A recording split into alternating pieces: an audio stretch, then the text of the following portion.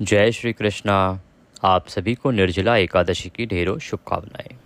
प्रिय भक्तों, निर्जला एकादशी के उपलक्ष्य में आज हम सुनेंगे निर्जला एकादशी व्रत कथा। निर्जला एकादशी की यह कथा आप सभी का कल्याण करने वाली है। इस कथा के श्रवण करने मात्र से आपके जन्म जन्म के पाप नष्ट हो जाते हैं। ऐसा माना जाता है कि इस कथा के श्रवण करने से आपको 1000 राजसूय यज्ञ करने का फल प्राप्त होता है।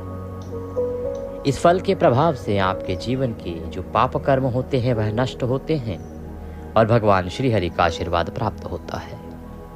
निर्जला एकादशी के दिन यह कथा सभी को सुननी चाहिए और सुनानी चाहिए। इस कथा के श्रवण करने और दूसरों को सुनाने से भगवान श्री हरि प्रसन्न होते हैं और उनके आशीर्वाद से हमारे जीवन के सभी संकट दूर होते हैं। तो प्रिय भक्तों, आज हम सुनेंगे निर्जला एकादशी की कथा और उसके साथ सुनेंगे विष्णु सहस्त्र नाम।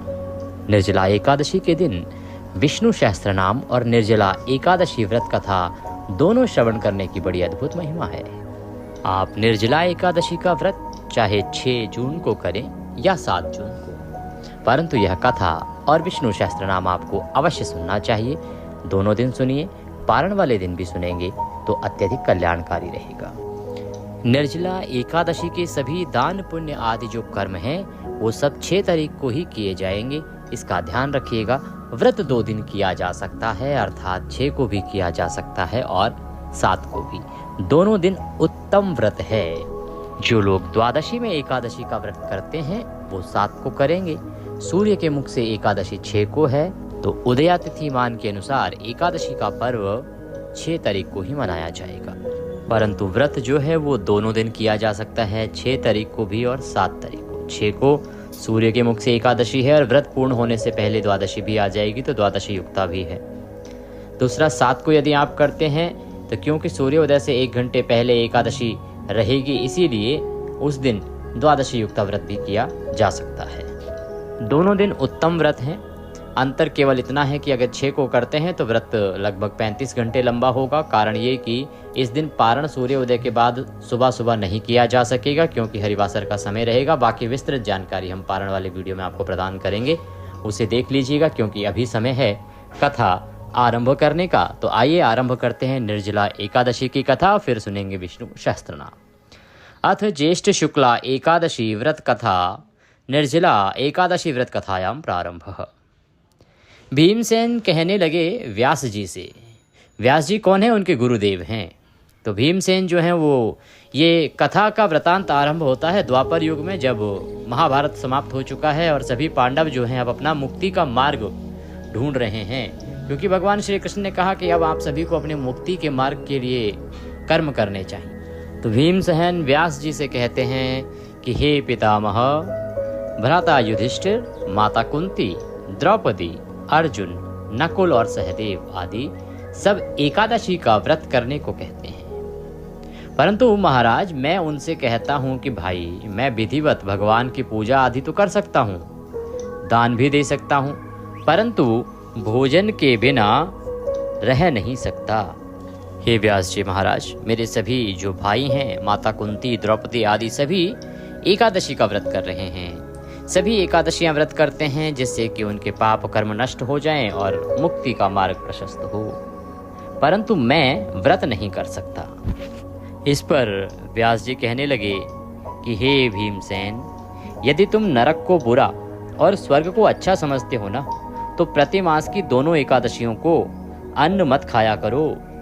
भीम कहने लगे, हे पितामह, मैं तो पहले ही कह चुका हूँ कि मैं भूख सहन नहीं कर सकता। यदि वर्ष भर में कोई एक ही व्रत हो तो वह रख सकता हूँ, क्योंकि मेरे पेट में एक व्रक नाम वाली अग्नि है, सो मैं भोजन के बिना नहीं रह सकता।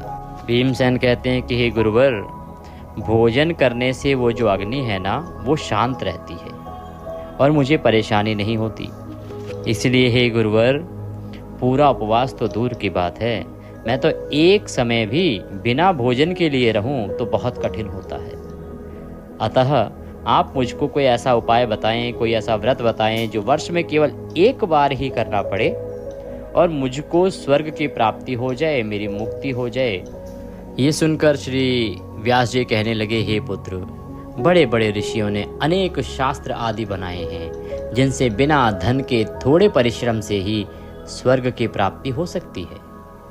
इसी प्रकार शास्त्रों में दोनों पक्षों की एकादशी का व्रत मुक्ति के लिए रखा जाता है। हे भीम, जो एकादशी आती है ना प्रति माह, ये मनुष्य की मुक्ति का मार्ग प्रशस्त करती है। वेदों में इसीलिए एकादशी का व्रत कहा गया है।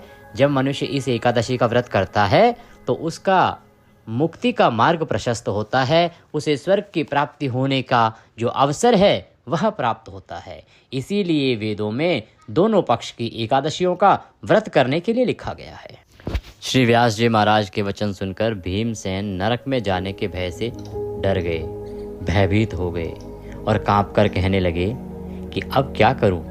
हे महाराज, मुझे क्या करना चाहिए? मास में 2 व्रत तो मैं कर नहीं सकता। हाँ, वर्ष में यदि 1 व्रत करने के लिए कहें तो मैं प्रयत्न अवश्य कर सकता। अतः हे गुरुवर, वर्ष में 1 दिन व्रत करने से यदि मेरी मुक्ति हो जाए तो ऐसा कोई व्रत मुझे बतलाइए। भीमसेन की ऐसी बातें सुनकर व्यास जी ने विचार किया और विचार करके व्यास जी कहने लगे कि वृष और मिथुन की संक्रांति के बीच ज्येष्ठ के शुक्ल पक्ष की जो एकादशी आती है, उस एकादशी का नाम निर्जला है। तुम उस एकादशी का व्रत करो। इस एकादशी के व्रत में स्नान और आचमन के सिवा जल वर्जित है। केवल आचमन के लिए और स्नान के लिए ही जल का प्रयोग किया जा सकता है भीमसेन। और आचमन में भी 6 मास से जल से अधिक नहीं होना चाहिए। गुरुवर समझाते कि भीमसेन, जो आचमन ही आप करेंगे उसमें भी 6 मास से जल अर्थात 6 ml जल से ज़्यादा जल नहीं ले सकते हैं, अन्यथा वह मद्यपान के सदृश हो जाता है। अगर इससे ज़्यादा जल आपने ग्रहण किया तो वो मदिरा पान समझ लीजिए। इस दिन भोजन नहीं करना चाहिए क्योंकि भोजन करने से व्रत नष्ट हो जाता है। यदि एकादशी को सूर्य उदय से लेकर द्वादशी को सूर्य उदय तक जल ग्रहण ना करें तो उसे सारी एकादशियों का पुण्य फल प्राप्त हो जाता है। व्यास जी कहते हैं, देखिए हमने पहले भी आपको वीडियो के माध्यम से बताया है और कथा में भी ये वृतांत आता है, व्यास जी के द्वारा कहा गया है।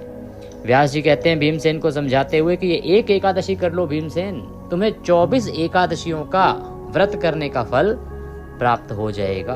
पर नियम ये है कि निर्जल व्रत करना है, केवल जल का प्रयोग स्नान के रूप में और आचमन के रूप में है। और आचमन में भी कितना? केवल 6 ml जल, इतना ही ग्रहण कर सकते हैं। और सूर्य उदय से लेके सूर्य उदय अगले दिन तक, जो आप पूछते हैं कि पंडित जी जल कब ग्रहण करें, पी सकते हैं 4 बजे कर लें, 3 बजे कर लें, देखिए आपके जो भी प्रश्न होते हैं ना, हमारे पुराणों में जो कथाएं हैं उन सब में वृतांत आता है। तो कथा बताती है कि आपको सूर्य उदय से और सूर्य उदय तक यह व्रत करना चाहिए। अर्थात जिस दिन आप व्रत कर रहे हैं ना, सूर्य उदय से आपका व्रत आरंभ होगा और अगले दिन जब तक सूर्य उदय नहीं हो जाएगा तब तक व्रत चलेगा। ना तो मध्यरात्रि डेट बदलने से इसका कोई लेना देना है और ना ही ब्रह्म मुहूर्त का कोई लेना देना है। व्रत खुलेगा सूर्योदय के बाद और व्रत आरंभ होगा सूर्योदय के साथ। तो सूर्योदय से पहले आप जल पी सकते हैं, जितना भी पीना चाहें पी सकते हैं। तो आगे व्यास जी कहते हैं भीमसेन को समझाते हुए कि हे भीमसेन, द्वादशी को सूर्योदय से पहले उठकर स्नान आदि करके ब्राह्मणों को दान आदि देना चाहिए। इसके पश्चात भूखे और सतपात्र ब्राह्मण को भोजन कराकर फिर आप भी भोजन कर लेना चाहिए। इसका फल 1 वर्ष की संपूर्ण एकादशियों के फल के बराबर होता है। व्यास जी कहने लगे कि हे भीमसेन, यह मुझको स्वयं भगवान ने बताया है। इस एकादशी का जो पुण्य है समस्त तीर्थों और दानों से भी अधिक है। केवल 1 दिन मनुष्य निर्जल रहने से पापों से मुक्त हो जाता है। जो मनुष्य निर्जला एकादशी का व्रत करते हैं उनको मृत्यु के समय यमदूत आकर नहीं घेरते, वरन भगवान के पार्षद उसको पुष्पक विमान में बिठाकर स्वर्ग को ले जाते हैं। अतः संसार में सबसे श्रेष्ठ निर्जला एकादशी का व्रत है, इसीलिए यत्न के साथ इस व्रत को करना चाहिए। उस दिन ओम नमो भगवते वासुदेवाय इस मंत्र का उच्चारण करना चाहिए और गौ का दान भी करना चाहिए। इस प्रकार व्यास जी की आज्ञा अनुसार भीमसेन ने इस व्रत को किया। व्यास जी ने बताया कि ऐसे ऐसे व्रत करना है। निर्जला एकादशी आई ज्येष्ठ मास शुक्ल पक्ष की। भीमसेन ने उसी विधि से इस व्रत को किया। इसीलिए इस एकादशी को भीमसेनी या पांडव एकादशी भी कहते हैं। निर्जला व्रत करने से प्रथम भगवान का पूजन करके यह प्रार्थना करें कि हे भगवान, आज मैं श्रद्धा पूर्वक निर्जला व्रत रख कर दूसरे दिन भोजन ग्रहण करूंगा, अतः आपकी कृपा से मेरे सब पाप नष्ट हो जाएं। इस दिन जल से भरा हुआ एक घड़ा वस्त्र से ढककर स्वर्ण सहित दान करना चाहिए। जो मनुष्य इस व्रत को करते हैं उनको करोड़ पल सोने के दान का फल मिलता है, और जो इस दिन यज्ञ आदि करते हैं उनका फल तो इतना अधिक है कि वह वर्णन ही नहीं किया जा सकता। तो इस दिन आपको अवश्य रूप से एक घड़ा, जल से भरा घड़ा लीजिएगा, उसको किसी वस्त्र से ढक लीजिएगा, पीले वस्त्र से, लाल वस्त्र से, या जो भी आप तौलिया पे ले सकते हैं, उसको दान करना है। विधान तो स्वर्ण सहित दान करने का है। अगर आपकी क्षमता है, भगवान ने, परमात्मा ने आपको इतनी धन संपत्ति दी है, तो आप स्वर्ण सहित दान कीजिए, अन्यथा घड़ा वस्त्र से ढक के जल से भर के अवश्य दान कीजिएगा। ऐसा करने से आपको करोड़ पल सोना दान करने का फल प्राप्त होगा। और यदि आप इस दिन यज्ञ आदि कर्म करते हैं, हवन करते हैं, यज्ञ करते हैं, तो उनका फल वर्णन नहीं किया जा सकता, इतना अधिक है। इस एकादशी के व्रत से मनुष्य विष्णु लोक को प्राप्त होता है। जो मनुष्य इस दिन अन्न खाते हैं वे चांडाल के समान हैं, वे अंत में नरक को जाते हैं। इसीलिए इस एकादशी के दिन अन्न नहीं खाना चाहिए, अन्न खाना वर्जित बताया गया है। जिन्होंने निर्जला एकादशी का व्रत किया है वह चाहे ब्रह्म हत्यारे ही क्यों ना हो, या मद्यपान करते हों, चोरी करते हों, या गुरु के साथ द्वेष करने वाले ही क्यों ना हो, मगर इस व्रत के करने से सब लोग, कौन सब लोग, जो इस प्रकार का कर्म करने वाले होंगे वो भी, देखिए महिमा बताने का प्रयास है कि इस व्रत का पुण्य फल इतना अधिक है कि यदि कोई ब्राह्मण हत्यारा भी हो, अर्थात किसी ने ब्राह्मण की भी हत्या कर दी हो, ऐसा इसलिए क्योंकि सबसे बड़ा जो पाप पृथ्वी पर बताया गया है पुराणों में वो ब्राह्मण की हत्या है। ब्राह्मण की हत्या करना सबसे बड़ा पाप है, तो वो पाप भी धुल जाता है। उसके बाद जो पाप आता है वो गुरु के साथ द्वेष करना, वो दूसरा पाप है, तो ये पाप भी इससे धुल जाता है। किसी को चोरी की लत है, चोरी करता है, वह पाप भी धुलता है, मदिरा पान का पाप भी धुलता है। तो जितने भी बड़े बड़े पाप हैं वो सब इस एकादशी के करने से समाप्त हो जाते हैं, और ऐसा व्यक्ति भी स्वर्ग को प्राप्त हो जाता है। आगे व्यास जी महाराज जो हैं वो इसकी विधि बता रहे हैं कि क्या करना चाहिए। व्यास जी कहते हैं, हे कुंती पुत्र, जो पुरुष या स्त्री श्रद्धा पूर्वक इस व्रत को करते हैं उन्हें ये कर्म करने चाहिए। क्या कर्म करने चाहिए? प्रथम भगवान का पूजन, फिर गौदान, फिर ब्राह्मणों को मिष्ठान व दक्षिणा देनी चाहिए, तथा जल से भरे कलश का दान अवश्य करना चाहिए। निर्जला के दिन अन्न, वस्त्र, पात्र, उपानह, उपानह अर्थात जूती, अन्नदान करना चाहिए। अन्नदान आप भंडारे करा दीजिए, मंदिर में ब्राह्मण को दान दे दीजिए, मंदिर में दान दे दीजिए, या किसी योग्य ब्राह्मण को अन्नदान दे दीजिए, वस्त्र दान दे दीजिए, पात्र दीजिए कोई उनको, और उपानहा जूती का दान दीजिए। इनका दान भी एकादशी, निर्जला एकादशी के दिन करना चाहिए, ऐसा व्यास जी महाराज कह रहे हैं। जो मनुष्य भक्ति पूर्वक भगवान के व्रत को करता है और ये दान देता है उसके सभी पाप नष्ट हो जाते हैं। हे भीमसेन, ये मैंने तुम्हें निर्जला एकादशी की व्रत कथा वृतांत कह सुनाया है। जो मनुष्य भक्ति पूर्वक इस कथा को पढ़ते हैं या सुनते हैं उनको निश्चय ही स्वर्ग की प्राप्ति होती है। बोलिए श्री विष्णु भगवान की जय। बोलिए निर्जला एकादशी महारानी की जय।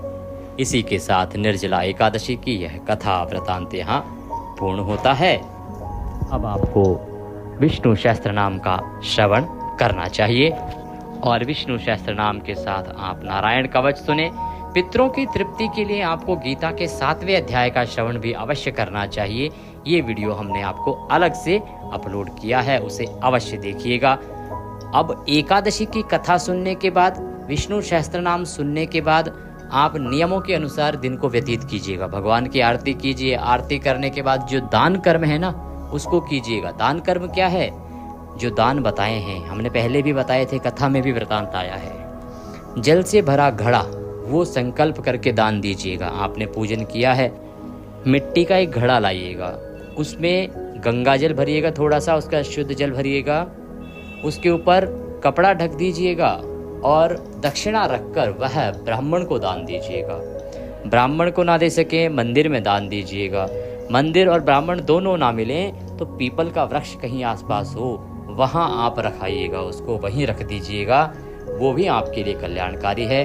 परंतु जल से भरा घड़ा वस्त्र के साथ और मिष्ठान के साथ आपको दान करना है। मिष्ठान में चाहे चीनी रखें चाहे गुड़ रखें, पर कुछ मीठा अवश्य रखिएगा। इसीलिए आपने देखा होगा कि शरबत दान करने की भी जो नियम बनाते हैं लोग एकादशी पर, क्योंकि मीठा जल पिलाने की बड़ी महिमा है साहब। तो घड़ा, जल, मीठा और वस्त्र से ढककर, दक्षिणा रखकर, ये आपने अवश्य दान करना है। दान का प्रयास कीजिए, 6 तारीख को कीजिए, क्योंकि एकादशी का जो दान है वो 6 को ही करना उत्तम रहेगा। व्रत आप 7 को भी कर सकते हैं, 7 को द्वादशी रहेगी। अब बात करें आपको कि पारण कब करेंगे, तो पारण के लिए हम पारण विशेष वीडियो बना रहे हैं, उसको अवश्य देख लीजिएगा। छोटी छोटी बातें हैं जो उसमें समझाई जा रही हैं और बहुत ही महत्वपूर्ण है। कथा के बाद विष्णु सहस्त्र नाम सुनना ना भूलिएगा। इस वीडियो में अभी के लिए इतना ही। प्रभु की कृपा प्राप्त करने के लिए कमेंट बॉक्स में अवश्य लिखिएगा जय श्री हरि और वीडियो को लाइक करना ना भूलिएगा। चैनल पर नए हैं तो सब्सक्राइब अवश्य कीजिएगा। हरे कृष्ण।